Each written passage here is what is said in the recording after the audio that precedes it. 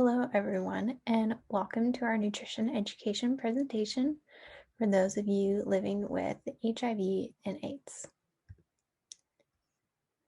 These are your presenters for today. I'm Allie Taylor. I'm a food science major with a nutrition minor, and I'll be graduating from Cal Poly this spring 2021. Then we have Emily Ward, who is a nutrition science major and will also be graduating from Cal Poly in spring 2021. We also have Dylan Potter, who is a nutrition science major as well, and he will be graduating from Cal Poly in spring 2021, similar to me and Emily. These are the objectives for this presentation. We hope you'll be able to meet after this. We want you to be able to recognize and implement simple meal preparation as part of a daily task. We want you to be able to recognize healthy and cheap snack alternatives for eating on the go. And then we want you to be able to recognize quick and cheap meal alternatives, and this will all help you in your daily life trying to eat healthier. And then we'll want you to be able to identify and implement high protein foods and additional calories into your diet. And finally, we want you to be able to recognize safe food handling and preparation techniques, which is especially important if you have a compromised immune system. So, why is nutrition important? It is important for maintaining a healthy immune system, and it is also important to maintain a healthy weight and then a high or healthy energy level. There are 6 classes of nutrients. You have carbohydrates, fats, protein, vitamins, minerals, and water. And it is important to eat a balance of those. So, do you need a specific diet? Simple answer is no. Your body just needs energy, and that will help you feel more healthy in your daily life than any specific diet could. It is important to have a balance of those 6 nutrients or 6 classes of nutrients that I discussed on the previous slide. And specifically, you want those carbohydrates and fats for that energy. And this is important for your immune health and to maintain a healthy weight, as the previous slide stated. So, how do you keep from losing weight if that is a concern? It is important not to be too underweight with HIV and AIDS because your body will not be able to function as it needs to be at the level that it wants to, specifically in regards to your immune system and fighting off infections. So, a way you can increase your caloric intake and maintain your weight is adding protein and calories to your daily diet. And we'll go into that in more detail further in the presentation. Another consideration is any side effects that your medications may be causing. You could jot down some notes for like a week or so and see how you're feeling, and remember back to before you were on that medication, do you feel different? And then if you believe that this medication could be causing some of those adverse side effects, you could discuss it with your doctor, see if you can switch, or even lowering a dose can sometimes help. But it's important to discuss that with a doctor.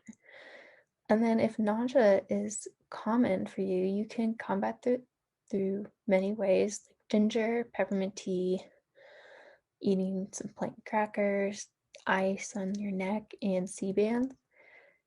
If you're no longer nauseous all the time, you be able to eat more. So that's really something you want to try and overcome through these simple tasks.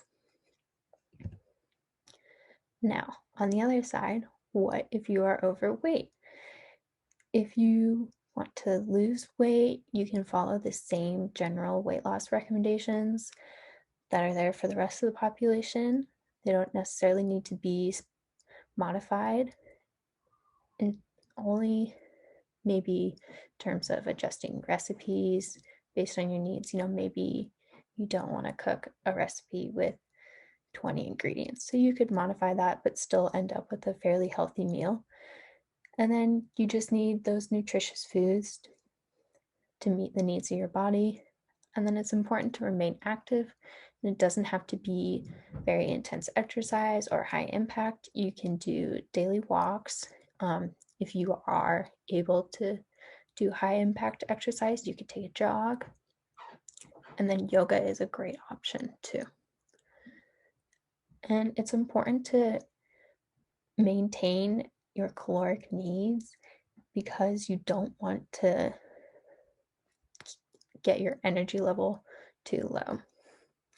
And above all, it's just important for everyone to get healthy sleep. And if you are wondering about any adverse effects from certain foods that you may be intolerant to, you can always keep a food diary, and that can help. So these are some pictures of the meals and quick and easy snacks that we'll be going over further along the presentation. And I hope you enjoy what we discuss. Now that we see some of these delicious options, let's get into how to add protein to your diet. So adding protein to your diet. Protein-rich foods include nut butters, yogurt, cottage cheese, beans, legumes, meat, eggs, and other cheeses. Some options to incorporate these into your diet would be to spread nut butter of your choice on toast. These nut butters include macadamia nut, cashew, walnut, almond, sesame seed, and several others. Another way that you could incorporate protein into your diet is to add beans, legumes, for example, lentils, or diced meat to soup. This could totally enhance your soups and give new flavors and experiments to your soups and broths. Another way that you could incorporate protein into your diet would be to have hard-boiled eggs prepared as an easy snack.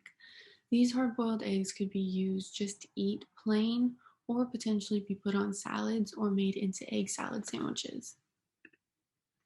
So adding calories to your diet. Calories in your diet are just as important as proteins because they give you energy.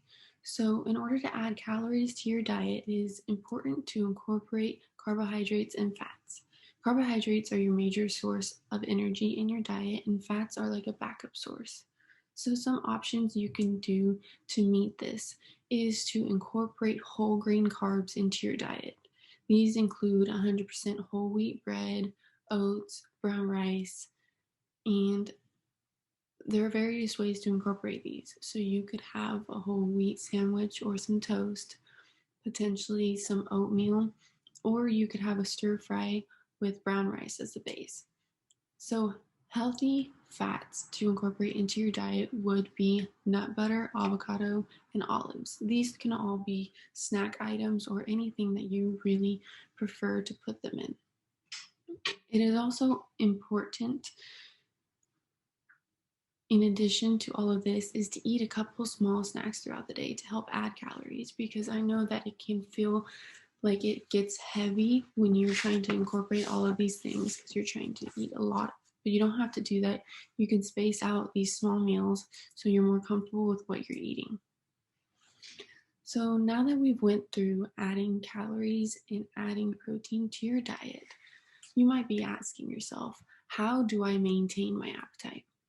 So in order to maintain your appetite, it is a good idea to incorporate light exercise and movement. This has helped people regain their appetites, and it doesn't have to be a strenuous activity, but more so just walking, swimming, yoga, anything that you're comfortable with and you're not going to overdo it for yourself and the energy that you have. It is also important to incorporate eating smaller meals and snacks in between in order to maintain your appetite, because you don't want to overfill your stomach and make it so you're uncomfortable with the portions that you're eating.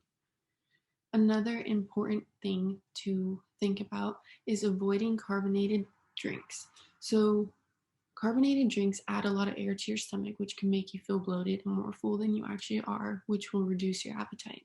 So instead of incorporating carbonated drinks in your diet, you can replace these with drinking water, which will help reduce dry mouth and reduce side effects from certain medications.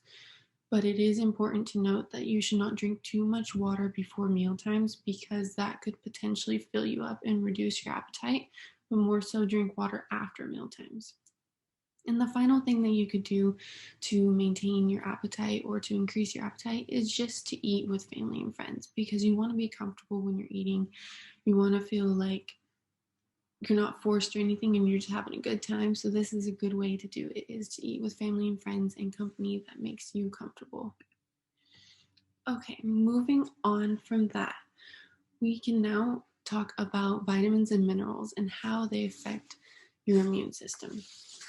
So vitamin and minerals are very important to your immune system. On the right here, I have listed the main vitamins and minerals that we're going to be thinking about and the ones that really affect your immune system, which include vitamin A and beta carotene, which help keep your lungs, skin, and stomach healthy. Vitamin B groups, which help keep your immune and nervous system healthy. Vitamin C, which helps protect the body from infection and aids in recovery. And then vitamin D, which helps develop and maintain healthy bones and teeth. Vitamin E also helps protect cells and fight off infection. So these are all very important. So you want to be able to incorporate these into your diet, which I will help you with on the next slide. And then the three minerals I wanted to talk about were iron, which if you do not have enough will lead to anemia and can also cause other problems with your immune system. And then zinc, which is important for immune system function and all of that. So the next slide is actually some options for you to incorporate these vitamins and minerals into your diet. So these are vitamin and mineral sources. So for vitamin A and beta carotene, it is good to incorporate leafy green vegetables, tomatoes, bell peppers, cantaloupe, eggs, milk, and maybe beef liver into your diet. And there are other options that you can also choose from, but these are some of the most high in quantity of vitamin A and beta carotene. For the vitamin B groups, it is important to think about adding salmon, leafy greens, liver, eggs, beef, oysters, clams, legumes, chicken, turkey, and even yogurt to your diet. These are all pretty high in vitamin B groups, all separate from like vitamin B12, vitamin B6, all of those.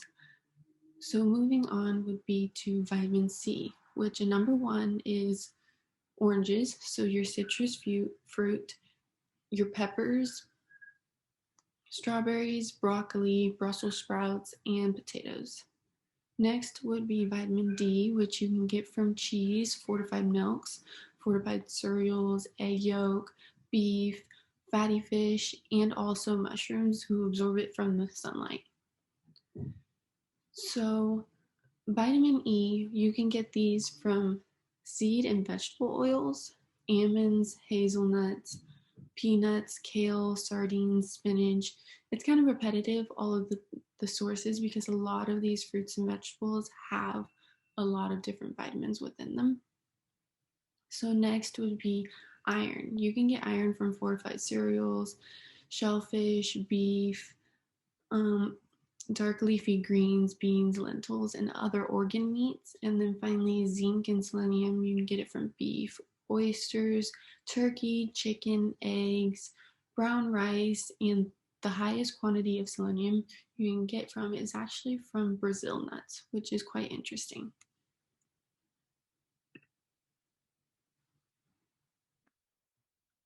Hey there, everyone. Hope you're all staying safe and healthy out there. My name is Dylan Potter. I am one of the three educators who is doing this presentation. I would like to thank Allie and Emily who have gone before me, and I think Emily's going to go after me and kind of give you some closing notes, but I'd like to give a thank you to both of them. But what I am going to talk to you about is, let me get to the topic, is how you can incorporate necessary nutrition into your diet. So they've already talked to you about why nutrition is important, what the little details are, the reasons why those are such important things to have in your daily lives. But I want to talk about how that's a thing you can get, how you can kind of incorporate more of this into your daily life. So the easiest and best, most efficient way to do it, hands down, eating more. I know that sounds kind of cliche, but quick and easy meals are the go-to to ensure that you're getting all the stuff they talked about, all the minerals, the macronutrients, the carbohydrates, proteins, the fats, your calories in. It all comes down to eating. And sometimes that can seem kind of daunting when, you have a busy life, when you're moving, shaking, and grooving, and you don't have, time to sit there and cook all day, and you don't have time to eat 6 and 7 times a day like they tell you to do. So I'm going to kind of talk to you a few strategies you can do to help kind of include more calories, be able to eat a little bit more during the day.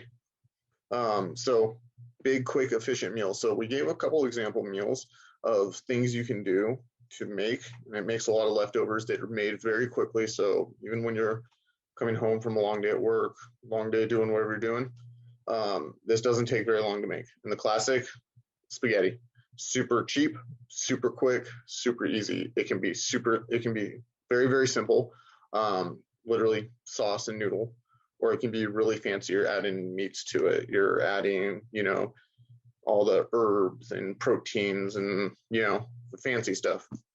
It makes a lot, it's really simple. Boil water, put the noodles in, put the sauce on. You can make your own sauce. There's a recipe at the end that includes a homemade pasta sauce that you can try to make if you want. If not, store-bought sauce is great. Stores in the cupboard for a long time. But this allows you to get a lot of calories in really easily. It's a meal that makes a lot. So you can have it the next day. You can have it for lunch the next day. It stores well. You can freeze it. That's one thing people will do. But it's one of those just simple, make it quick. It's ready to go. It's ready for the next day. Healthy, happy, good. Another good recipe that we found and wanted to kind of share with you, it's kind of simple one, is like a classic beef and broccoli. At its heart, it's literally just meat, vegetable cooked in oil with some seasoning. There, at the end, the recipe has a whole thing for like the marinade if you want to do that in the sauce, and that would be great. Really tasty, awesome. But at its heart, this meal is super simple. You throw it together, you cook it in the pan. By the time it probably takes you longer to cut the meat into strips than it does to actually cook it, which is great. Again, what we're trying to do is show you, there's ways to get food. It doesn't have to be this long time consuming process. There's ways to get easy, quick food, and like simple recipes like this are a great example. Or even the burrito, vegan or not, but I always joke that the burrito is the perfect food group. It's literally self-contained. It has its own bowl. You can take it to go. It's portable. And the best part, you can put anything in it for your own preference. We have a just sample recipe here that's a vegan option that you throw black beans, avocado, rice, all the good stuff in there. But ultimately, anything go in a burrito, wrap it in a tortilla, it's good to go. So it doesn't have to be time consuming. It literally could be, I'll do one at home, even myself, and I call it the leftover burrito, where you take all the leftovers and throw it in a tortilla, and you got lunch for the day. Sometimes it's good, sometimes it's not, but it goes to show it's quick, which is at its heart the purpose of this. It's simple, it's quick, and that kind of goes back to this kind of ties us into the next point, where quick and cheap eating on the go. So snacks are important. One of the pillars of nutrition is to eat more during the day, eat little snacks. So, kind of grazing throughout the day. And a lot of people don't do that just because they don't have time. They're busy. Snacks are expensive. They don't have the means to put together a bunch of stuff and have it ready for the day or carry it around all day. So I wanted to kind of just talk through like finding different snacks, different little things that are easy, simple. You can take them to go. They're always available. And just kind of ways that you'd like, say you went to the store, you'd be able to pick stuff out, or like even the gas station. Like where I work, there's a gas station down the street. I'll grab snacks all the time. But it's kind of what you're looking for. So like here's a good example is peanut butter and toast with sliced banana. So like banana, some kind of fruit, some kind of fructose, some kind of sugar is good. Yeah. You don't want something that's all sugar. Usually not the best because you'll get a crash later. The sugar crash. It's not fun. So things you're looking for, especially with snacks, is think higher protein. Just because it satisfies, it kind of satiates hunger, and then fats. So like nuts, peanut butters. There's a lot of stuff like that now that will help to kind of satiate hunger. So it's great. It's provides a lot of calories they're energy dense. So you kind of eat those little snacks throughout the day, and it keeps you going. So those are awesome alternatives. They're great ways to add calories in, but to keep yourself energized during the day, because that's what snacking's for. It kind of keeps your brain working, keeps your body going. So peanut butter and toast, great example. Or even a yogurt parfait. Here's Greek yogurt is a good option. I was talking more protein. One of the things you're looking for. You can add berries, granola, some kind of carb to it to give it a little more substance if you want. But yogurt's really popular now. It's a good one. Just sometimes it's hard because if you don't have somewhere to store it, like a fridge or something, that can be hard. So, other alternatives is like bag of jerky, high protein. Vegetarians, there's a lot of, I know, like pea protein snacks now, like plant-based protein snacks, like popcorns, stuff like that. Those are all great alternatives to get some extra calories. Granola bars, protein bars, to just have some extra calories in through the day and a little bit more, energy. But what this kind of ties us back to is, we talk about snacking, we talk about eating more and trying to get more calories, and how it doesn't have to be a time-consuming process.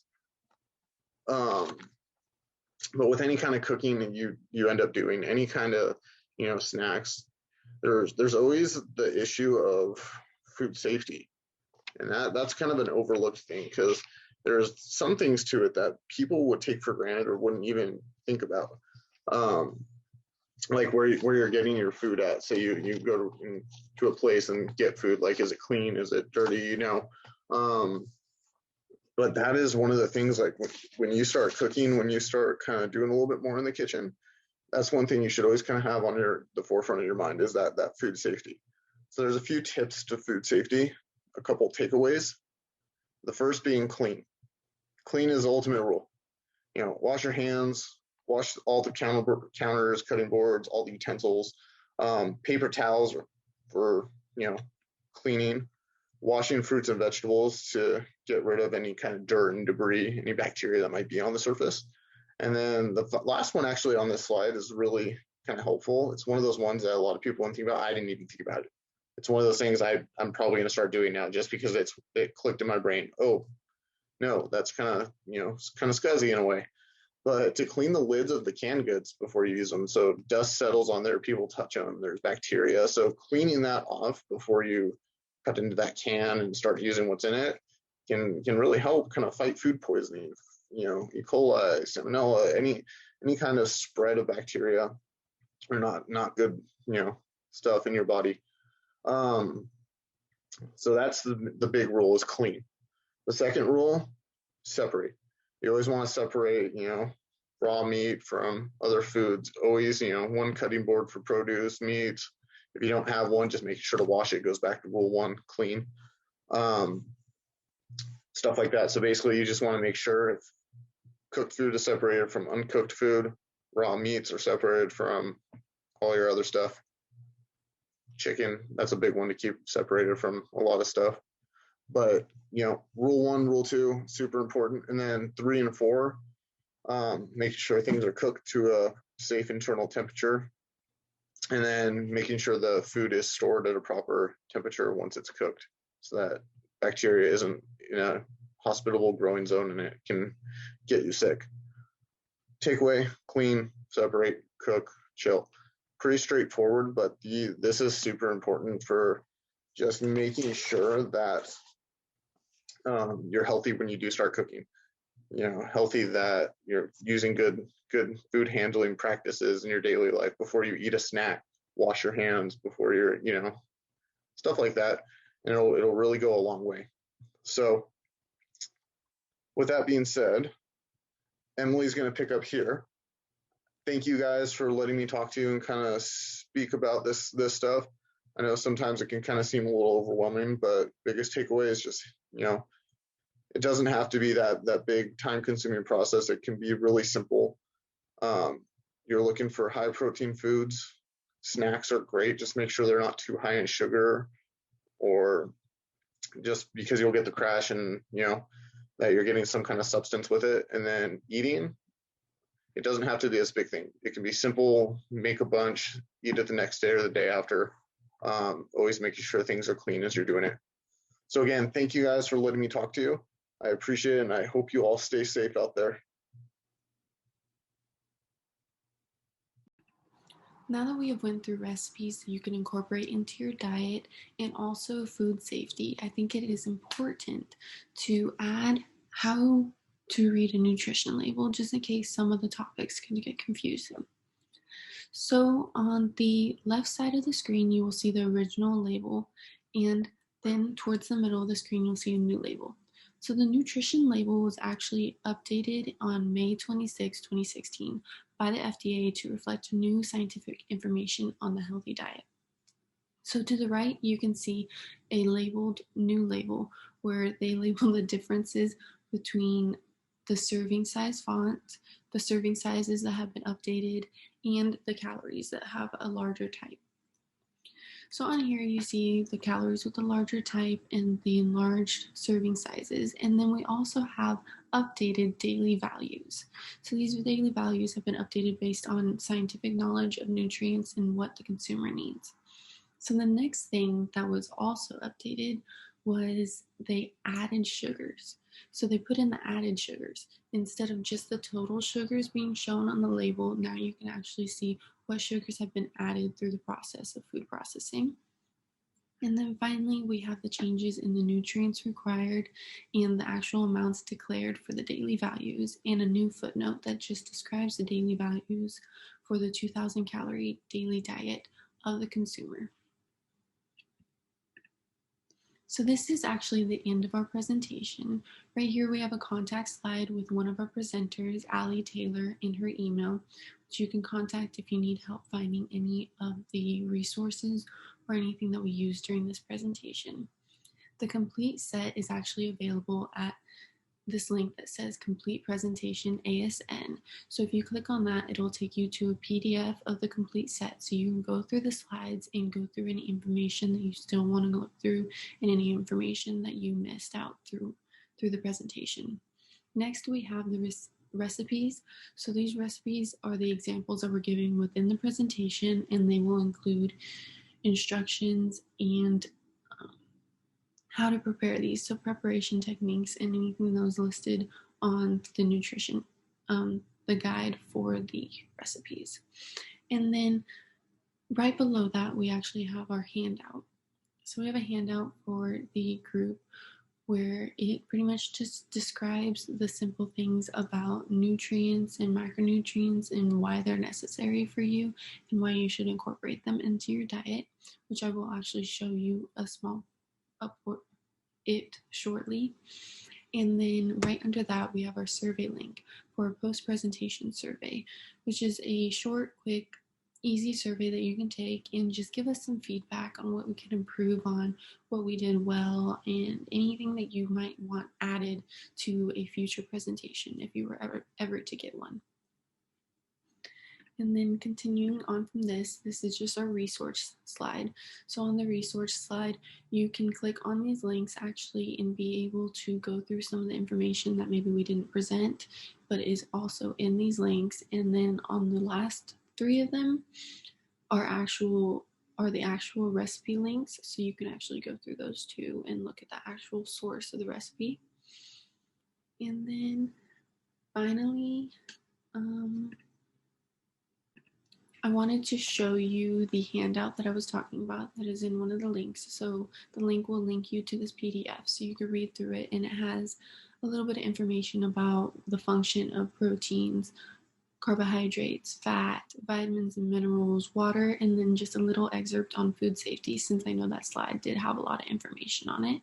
But it's just a shortened version, and I hope that it will help you all understand what we went through in this presentation and just simplify it so it's an easy access document for you.